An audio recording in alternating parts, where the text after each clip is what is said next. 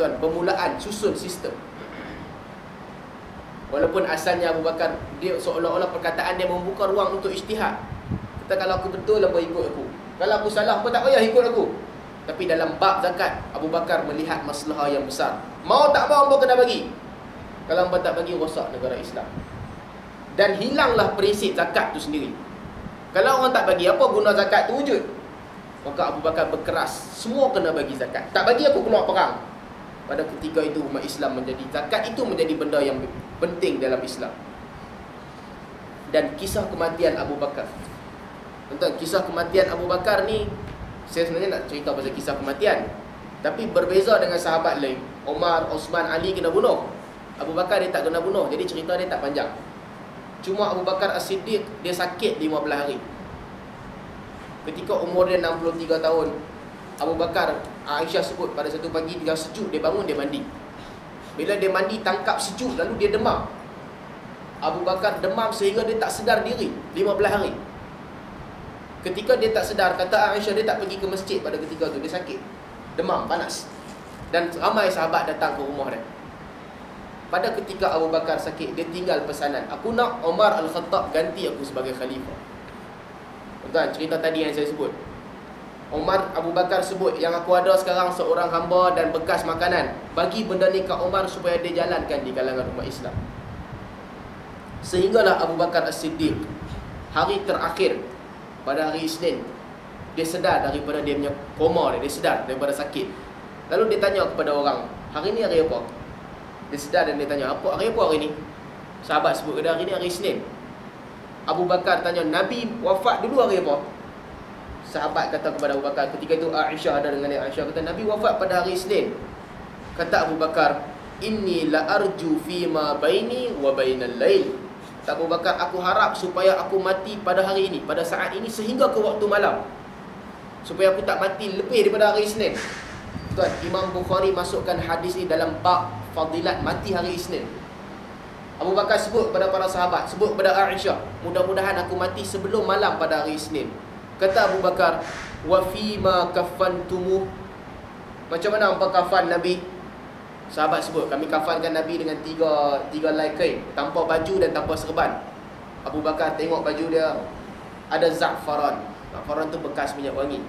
Kata Abu Bakar, basuh baju ni, hilangkan za'faran, minyak wangi, lalu pakaikan aku dengan baju ni balik, tambah lagi 2 lapis, 3 lapis.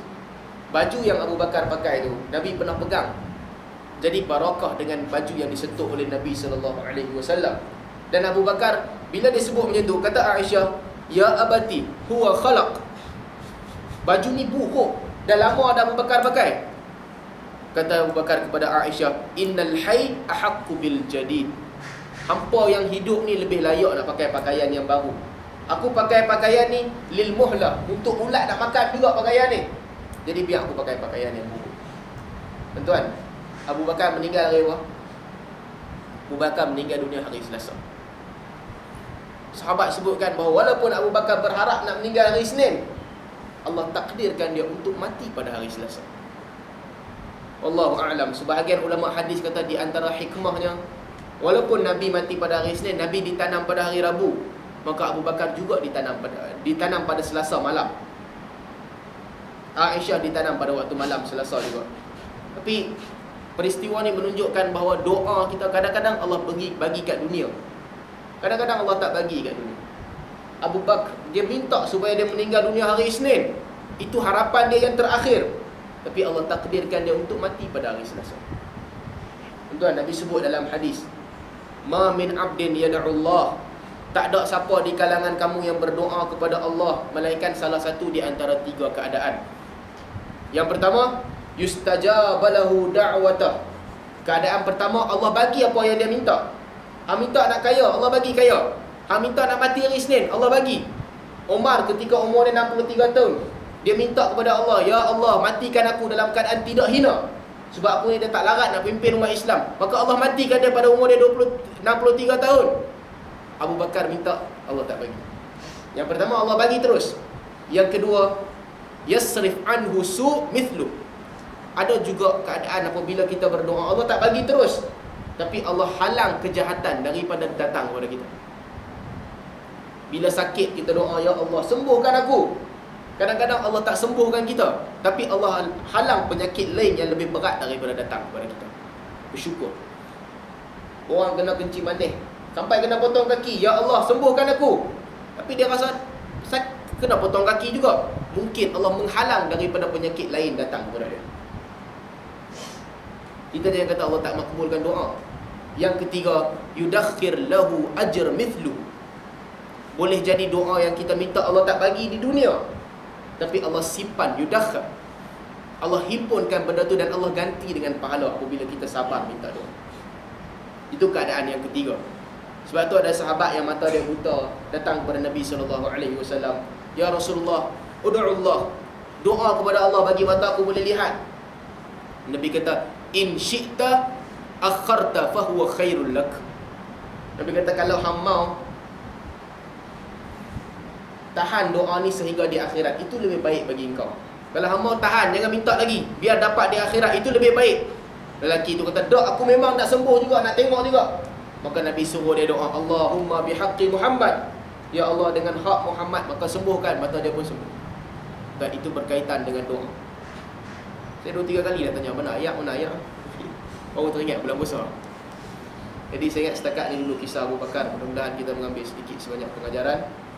Ada soalan tak? Tak ada, kita tutup kan? Tak ada kan? Tak. Kalau kita tengok beberapa riwayat yang Rasul dan para sahabat selalu menyerang orang-orang yang tidak mengucap kalimah tauhid.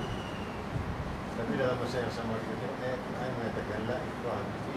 So macam mana kita gabungkan?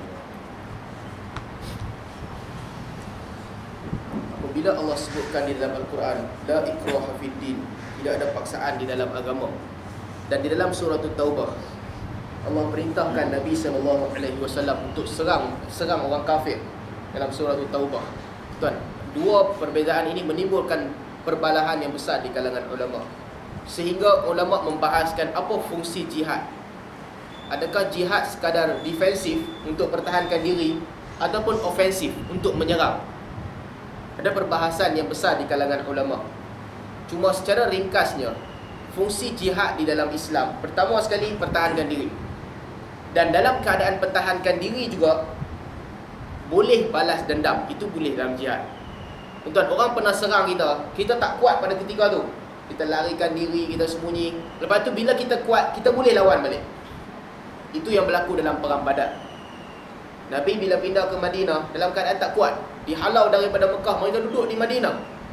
Sehinggalah Nabi dengar cerita ada saudagar daripada Mekah nak pergi ke Syam, lalu di Madinah. Maka Nabi arahkan orang Muhajirin keluar, rampas balik harta mereka. Jadi itu boleh, tuntut bela. Yang kedua, jihad juga boleh dilakukan dalam keadaan, tuan-tuan, konsep dalam Islam, orang kita boleh untuk pergi jajah suatu negeri. Perkataan yang jahat, conquer. Jajah suatu negeri. Bila kita jajah negeri itu, tapi beza Islam dengan Barat, jajah negeri itu dalam keadaan tak boleh curi hasil bumi dia sesuka hati kita. Tak boleh. Islam tak bagi curi hasil bumi. Macam British buat kat tanah Melayu, tak boleh. Tapi bila kita jajah, kita minta jizyah. Dua pilihan. Sama ada nak masuk Islam, ataupun kalau tak masuk Islam, bayar jizyah. Cukai kepada negara Islam. Itu juga boleh. Maka itu yang dibuat di zaman Abu Bakar. Bila dihantar Khalid Al-Walid pergi perang, tawan sesuatu negeri, bagi mereka pilihan. Nak perlu Islam, hampa selamat. Tak perlu Islam, hampa bayar cukai kepada kami. Tapi berkaitan dengan individu, itu Darul Harb, negeri yang mana umat Islam tak boleh menunaikan solat. Tapi dalam negeri yang aman, umat Islam boleh menunaikan solat, kita tak boleh pergi serang negeri itu. Dan bagi individu umat Islam, kita tak boleh paksa dia masuk Islam. Jadi ayat tu digunakan, la ikrah fiddin, tak boleh paksa orang masuk Islam. Tapi bagi negeri yang umat Islam tak aman di situ, ditindas, maka kita boleh tawan negeri itu dan kita minta dia bayar kepada kita jizyah. Wallahu a'lam. Subhanakallahumma wa bihamdik, asyhadu an la ilaha illa anta, astaghfiruka wa atubu ilaik. Assalamualaikum warahmatullahi wabarakatuh.